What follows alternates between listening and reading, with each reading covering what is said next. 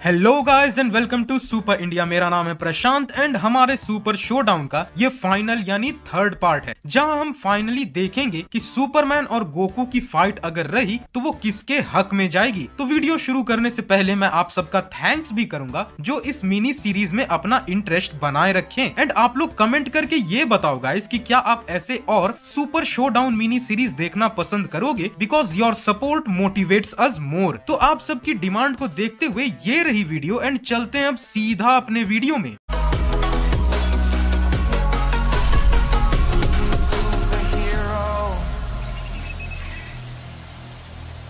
अब जैसा कि हमने अपने दोनों वीडियोस रखे थे फीट्स को डिस्कस करने में, जहां पे हमने देखा था कि ऑफेंस और डिफेंस में एंड एडिशनल कैपेबिलिटीज में दोनों कंटेंडर्स किस लेवल पे खड़े होते हैं। एंड इसी वजह से मैं आज कोई पैरामीटर या पॉइंट वाइज नहीं चलूंगा, हम सीधा कूदेंगे इस चीज पे कि दोनों कैरेक्टर्स की जो एबिलिटीज है एंड वो उन्हें जिस तरह से इस्तेमाल करते हैं किसी भी बैटल में, वो इनके इस बैटल में किस तरह काम आ सकती है। तो हमारा जो गोकू है, अगर हम उसकी बेसिक पावर्स को देखें तो वो है a very proficient master in martial art, super human speed, flight, energy projection and इसका हुकुम का इक्का यानी खुद को इवॉल्व करना है। तो अगर सुपरमैन को गोकू के अगेंस्ट विथस्टैंड करनी है तो उसके सबसे ज्यादा काम आएगी उसकी ड्यूरेबिलिटी। अब ड्यूरेबिलिटी सुपरमैन की आपको मैंने बताई ही थी कि वो एक आउटवर्ल्डली चीज यानी जो पूरे मल्टीवर्सल एग्जिस्टेंस से परे एग्जिस्ट करती है, यानी सोर्स वॉल को भी रेजिस्ट कर चुका है। तो गोकू के बेसिक या हाई इंटेंसिटी मार्शल आर्ट के अटैक्स सुपरमैन के लिए ना के बराबर इफेक्टिव रहेगी। बट वहीं अगर हम गोकू की एम्पलीफिकेशन को लें, जैसे सुपर सैयन गॉड फॉर्म में या एसएसजे ब्लू में, तो गोकू की जो शेयर हिटिंग फोर्स रही है वो इतनी थी कि उसके यूनिवर्स के फैब्रिक को हिला दे। तो ये सुपरमैन पे कहां तक लागू होगी वो भी हमने देखा था जब सुपरमैन की लड़ाई हुई थी गोल्डन एज सुपरमैन से, जहां सुपरमैन ने जो पंचेस खाए थे वो एक्चुअली एग्जिस्टेंस के हर एक यूनिवर्सेस को अपने जगह से हिला दे रही थी, मल्टीपल टाइमलाइंस को खत्म करके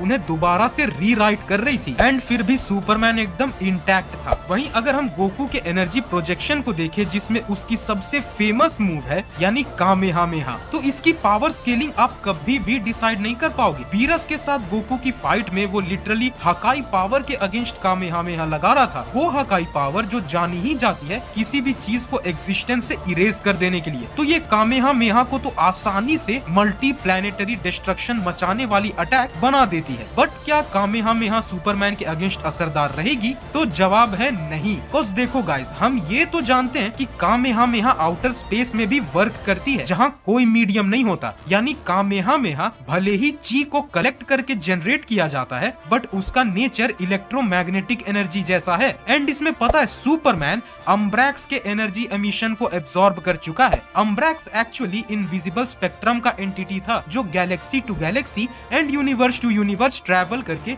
उन्हें कंज्यूम किया करता था। एंड अम्ब्रैक्स के अगेंस्ट सुपरमैन ने एक ही वक्त पे अर्थ को भी प्रोटेक्ट किया था एंड उसके एनर्जी को सोखा भी था, वो इलेक्ट्रोमैग्नेटिक एनर्जी जिसे अनक्वांटिफाइबल बताया गया था खुद उसी पैनल में। दूसरी स्कैन ये है 2018 की जस्टिस लीग के इशू 6 से, एंड इस पैनल में सुपरमैन एक्चुअली पूरे टोटलिटी के 1/7 पावर को झेल लिया था। अब पूरी टोटलिटी का मतलब वो पावर सोर्स है जो पूरे डीसी मल्टीवर्स के इनफाइनाइट यूनिवर्सेस को चलाती है। तो उतना ज्यादा बड़ा पावर सोर्स को भी सुपरमैन झेल गया था। देन कामेहामेहा सुपरमैन के लिए माचिस की एक तीली जितनी ही पावर है। वहीं अब इसी फाइट को चलो एक बार सुपरमैन के पॉइंट ऑफ व्यू से देखते हैं। सुपरमैन जाना ही जाता है अपने इमेंस स्ट्रेंथ के लिए, बट मैं यहाँ इतने जल्दी स्ट्रेंथ पे नहीं कूदूंगा। बात ये है कि सुपरमैन के पास सिर्फ स्ट्रेंथ नहीं बल्कि बहुत कुछ है। जैसे क्या आपको पता है गाइस कि सुपरमैन मेटाफिजिकल चीजों को भी डायरेक्टली मार सकता है। एंड ये हुआ था जब इसने फैंटम स्ट्रेंजर के मेटाफिजिकल एम्बॉडीमेंट तक को तोड़ डाला था। तो अब सोचो कि सुपरमैन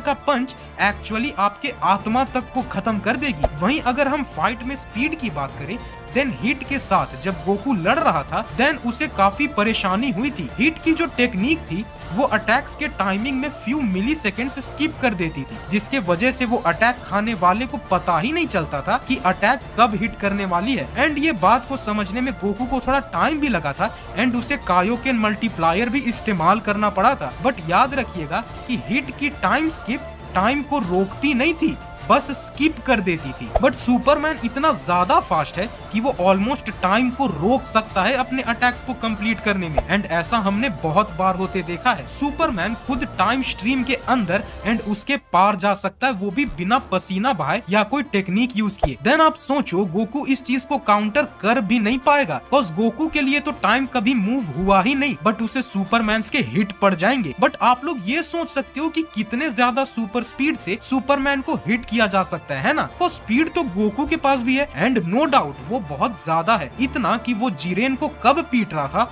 वो कोई देख भी नहीं पा रहा था। इनफैक्ट गोकू के आगे बढ़ जाने के बाद वो हिट के इफेक्ट्स जिरेन पे दिख रहे थे, बट गोकू को कभी टाइम को रोक देने लायक स्पीड पर जाते हुए नहीं दिखाया गया है। वहीं सुपरमैन टाइम स्टॉप में भी मूव कर सकता है, यानी अगर आप समय को पूरा रोक भी दोगे तो भी सुपरमैन मूव करता रहेगा, यानी you can't stop Superman even after stopping the time itself. तो पता है फाइट कहाँ पे आके रुकती है कि कौन कितने जोर से मार पाएगा, कॉज यहाँ पे स्पीड, स्किल्स एंड एनर्जी पे चीजें ऑफ चार्ट जाते हुए दिख रही है। तो अगर फैंस ये सोचे कि अब एक चीज काम आ सकती है और वो है ब्रूट फोर्स, तो इस बेस को भी एक बार देख लेते हैं। गोकू और बीरस के पंचेस क्लैश यूनिवर्स पे असर डाल रहे थे, और किंग काय ने कहा भी था कि अगर ये दोनों लड़ते रहे देन इस यूनिवर्स में कुछ भी नहीं बचेगा। एंड इस चीज के अलावा आप गोकू के शेयर फोर्स का और कोई एग्जांपल नहीं दे सकते। But as the usual problem of Dragon Ball universe, Goku की ये फीट भी बस किंग काय के डायलॉग में ही रह गई। वहीं सुपरमैन ब्रेनियक को इतना जोर का पंच मारा था कि अक्रॉस मल्टीवर्स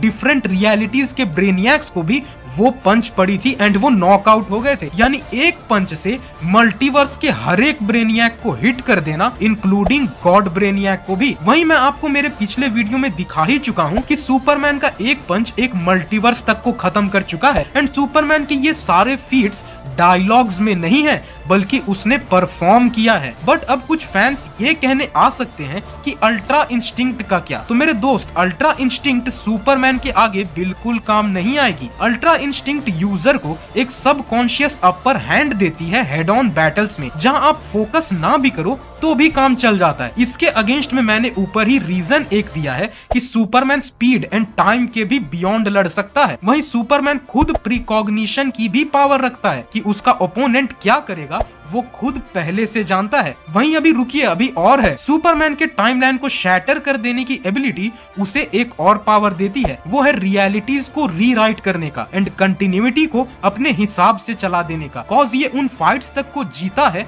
जिन्हें डेस्टिनी ने लिखा ही था इसे हारने के लिए, but he still won the fight. तो मेरे दोस्त, इस फाइट में गोकू कभी नहीं, लिटरली कभी नहीं जीतने वाला। बट एक बार रुक जाओ एंड थोड़ी सी आगे की बात सुन लो। मैं ड्रैगन बॉल यूनिवर्स को अंडर एस्टिमेट नहीं कर रहा, बल्कि ड्रैगन बॉल यूनिवर्स खुद इन प्रॉब्लम्स को जन्म देती है। ड्रैगन बॉल यूनिवर्स ने कभी भी अपने पावर स्केलिंग को सुधारने की कोशिश करी ही नहीं। लोग कहते हैं कि गोकू डायमेंशंस को तोड़ सकता है, बट एक्चुअली वो गोटेंक्स ने किया था। वो भी इसने डायमेंशन को तोड़ा नहीं था, बल्कि उस डायमेंशन से बाहर निकलने का रास्ता बना लिया था। वहीं पावर लेवल इतने पुअरली रिटर्न है ड्रैगन बॉल यूनिवर्स में कि किंग काय ने ये तक कहा था कि फ्रीजा यूनिवर्सल लेवल पावरफुल है, बट ट्रंक्स ने उसे एक नॉर्मल तलवार से काट के मार डाला था। सोचो एक बार, सेल कहा था कि वो एक कामेहामेहा से एक गैलेक्सी को खत्म कर सकता है, वहीं उसकी पूरी ऑल आउट बैटल अर्थ पे होके खत्म हो गई एंड इस प्लेनेट को एक रत्ती भर नुकसान नहीं हुआ था। ओल्ड कायोशिन ने ये तक कहा था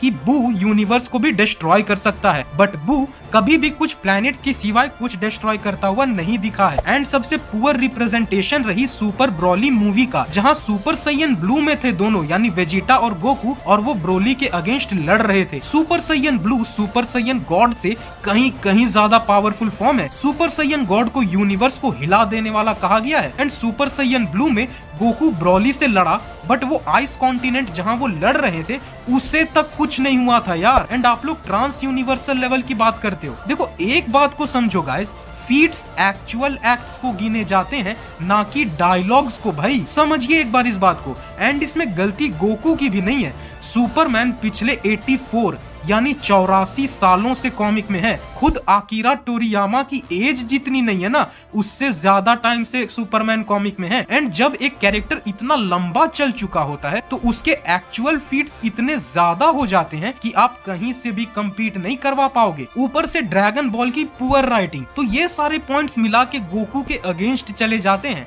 एंड में एक ही बात बोलूंगा गाइस, गोकू है खुद सुपरमैन से इंस्पायर्ड होके बनाया गया एक कैरेक्टर। तो जब ओरिजिनल वर्सेस इंस्पायर्ड के बीच लड़ाई हो तो जीत हमेशा ओरिजिनल की ही होती है। तो गाइस ये था हमारा आज का वीडियो, और इसी वीडियो के साथ हम अपने इस मिनी सीरीज को यहाँ पे रेस्ट देंगे, जहाँ पे हमने लिया था आज तक का सबसे हीटेड बैटल, यानी सुपरमैन वर्सेस गोकू। अगर आपको ये वीडियो पसंद आई हो तो इस वीडियो को लाइक करें और अपने दोस्तों के साथ शेयर जरूर करें। साथ ही कमेंट करके हमें ये बताएं कि आपके हिसाब से अभी भी कौन विनर है। एंड ऑफ कोर्स हम आपके फैन वाले इमोशन को भी जरूर समझते हैं एंड उसकी रेस्पेक्ट भी करते हैं। ये वीडियो में बताया गया हर एक चीज वो मेरा पॉइंट ऑफ व्यू था, इसलिए प्लीज आप लोग ऑफेंड मत होइएगा, क्योंकि मुझे गोकू भी पसंद है एंड सुपरमैन भी पसंद है। और ऐसे ही सुपर ऑसम वीडियो के लिए हमारे चैनल सुपर इंडिया को सब्सक्राइब कर दें और सारे वीडियो सबसे पहले देखने के लिए नोटिफिकेशन आइकन को प्रेस कर दें।